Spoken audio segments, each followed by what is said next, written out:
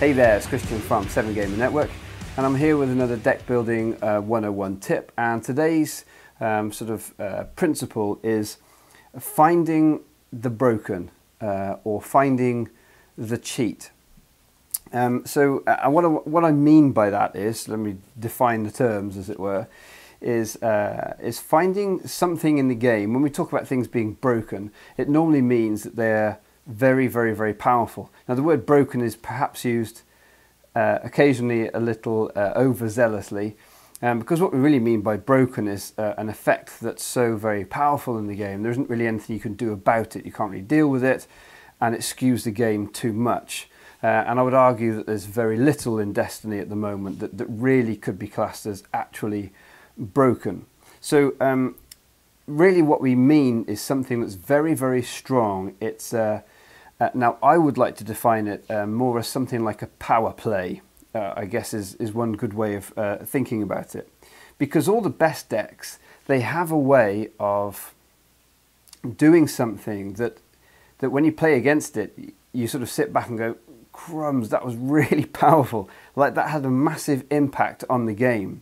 And I think this is the fundamental thing that makes decks stand out from the crowd. This is what makes the very best competitive decks the best competitive decks. So power plays are the key. Now there can be, you can have one sort of very powerful one, or you might have a number of powerful ones all in the same deck. Now if you've got one very powerful one, usually that would be some sort of combo deck. We don't really have that going on in Destiny at the moment. It may well happen in time, but it's not really quite where Destiny is at for now. So it's usually several different sort of smaller power plays or dice interactions or something on the line that comes together to make a powerful deck. And when we're thinking about then our deck building, we should be looking for these power plays. Let me give you a couple of examples. So, for instance, what we know from maybe using the current meta is that we know a really good power play is that somebody like Unkar is a very powerful character because he's got a powerful ability. Now, if we can combine that with being able to play out lots and lots of weapons on him in one turn, well, then we can see how that becomes really powerful. That becomes almost overpowered, and people would say, well, that's broken. You just played, I don't know, 4 or 5 different weapons onto him and rolled all of those dice in, and then still potentially got to activate with him and roll damage out. So that in itself is powerful. So the power play might be, do you know what? Maybe we should use something like Boundless Ambition, so that we can play a few weapons onto him. Maybe we get 2 weapons on, we roll those in, we do 3 damage, and then we do another Boundless Ambition, we get a whole bunch of cards, and we play another 3 upgrades out onto him, and he gets to do 5 rolls of a dice with his ability, and then he gets to actually activate and roll whatever dice he's got by the end of that turn. So you can see how that's a power play. That's taking advantage of a powerful ability that Unkar has and then combining it with a card that makes the most of him. Another example you could use, let's say from the hero side, would be, so there's a new ruling on My Ally is the Force that you can actually use the focus side on a die to resolve itself. So suddenly Obi-Wan Kenobi's become very powerful because he's got a 2 focus side that you can use My Ally is the Force on to turn that die to this 3 melee and Obi-Wan Kenobi's other die to a 3 melee and then resolve them in one go. So My Ally is the Force is a decent card anyway, but when we combine it or put it into a deck with Obi-Wan Kenobi, it becomes a very, very powerful play. And so it's identifying the specific card interplays or character abilities or just good quality dice and how we can really take advantage of those that makes for, I think, the powerful competitive decks that we see in the meta. So it's identifying the cheat, it's finding the broken and then trying to have those sort of in your deck. Now, I would say that a lot of newer players, when they start building a deck, they kind of miss this idea, they miss this aspect. And what they end up doing is they put together a deck that's solid. I mean, it's got a couple of decent characters, it's got some nice upgrades, and it will win the odd match here and there, because essentially the strategy is, well, I'm going to take some resources, I'm going to play some upgrades, and if I roll well, then I'll win.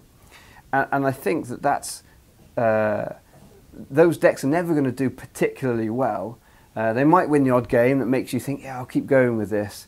But ultimately, they don't really have anything. If we're talking about building a competitive deck, they don't really have something that makes the other player sit back and go, crumbs, that's just hit me for 8 damage and I've lost a character. Or, oh man, you just milled 6 cards in one round. Now I'm really on the clock.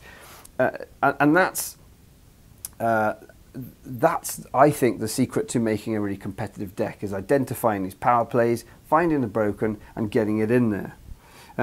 So the deck, and how we identify what those things that are power plays, and maybe using the word power play is a little distracting, because if you've got a very powerful set of characters, I mean, it might be something like, sort of an endless swag type of thing. The cheat in that deck is that it has lots of hit points and it can make lots more. And if you can just be playing your endless ranks, and you can maybe even get that back and play it 2-3 times in a match, the amount of hit points that your opponent has to chew through is massive, and so that becomes the cheat. And it's not necessarily down to one particular play, it's just how you've set the deck up to run. A mill strategy, it might not be about doing one particular play, but it may be that the cheat, the brokenness, if you like, that you've worked into your deck, is that it just manages to play all of the milling cards, it plays them really efficiently, and I would say currently there isn't really a deck that's quite like that, but I think there will be as the card pool progresses. And so it's trying to identify what's the cheat, what's the brokenness, how am I working it into my deck build. And that's it really. I want to encourage you to try and look at your deck builds and say, what's really powerful about this? Have I just put together a couple of characters that have got some decent sides that, if they roll all damage, well then it'll do quite well. But that's the same with every deck. What's different about my deck? What's the standout crazy plays that I am able to do with this deck that I wouldn't normally be able to do? Or what is the consistently horrible position I'm putting my opponent in all the time? If you're playing with an Aura FN deck, right from the off you've presented a really nasty problem to your opponent, because do they go after Aura, who is capable of putting out lots of damage because she's got the 2 big dice, or do you go after the single dice FN, who has got, he's got a bit more hit points, but you're only removing the 1 dice, but then he's got that crazy ability. Do I really want FN to be able to keep doing his ability for longer in the game? There's almost a cheat aspect, just in terms of the awful decision you're presenting your opponent with by having selected those 2 characters. And that's really what you're trying to identify. And just as an aside, that's why cards like Fast Hands, I think it's fine and it's okay that they got hit by the Nerf bat and that Fast Hands was reduced to yellow character only.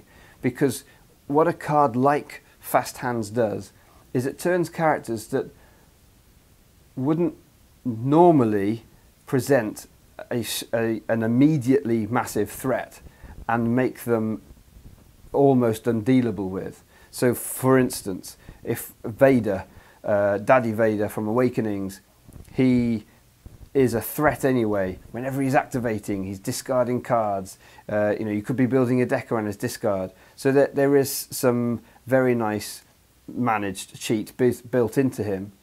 But then if you're able to fast hands his dice, which are going to have 3s on or 2 damages on, then you can see there how his brokenness level has gone through the roof because you can't deal with him, and he's able to roll out 6 damage potentially and just resolve it, and there's nothing you can do about that. That would be a classic example of identifying in the game, hang on, this character's really, really powerful. If I can stick fast hands onto him, they can't do anything about it. That's broken. That's the cheat, okay? And it's the same with Poe, it's the same with any of these big characters. Interestingly enough, of course, that's what's maybe made characters like Aura that little bit more powerful, because, or a lot more powerful, because whilst they represent a good threat anyway, you know, they are accosted, cheat within them. What you've actually done by putting that fast hands onto them is you've elevated the cheat level of the deck, and your opponent has to respond to that.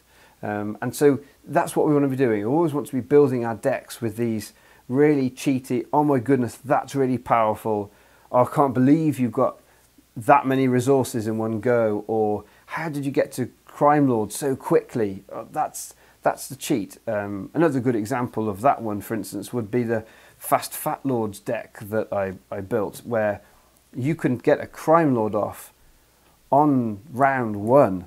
I mean, that almost by definition feels like, well, that's broken. That is almost cheating, and that's how it should feel when you've built a really good deck. That's going to be competitive. You're trying to find out what people are just not going to be able to cope with, and then making sure that you get either that one thing in or that accumulation of things in to make a compelling problem for your opponent to have to overcome. So there we go. Another of our deck building 101s, and that's finding the broken, finding the cheat, working out what is OP, what's going to make people say that's broken, that's OP, and then working those power plays into your deck builds. Anyway, until next time, keep enjoying your destiny.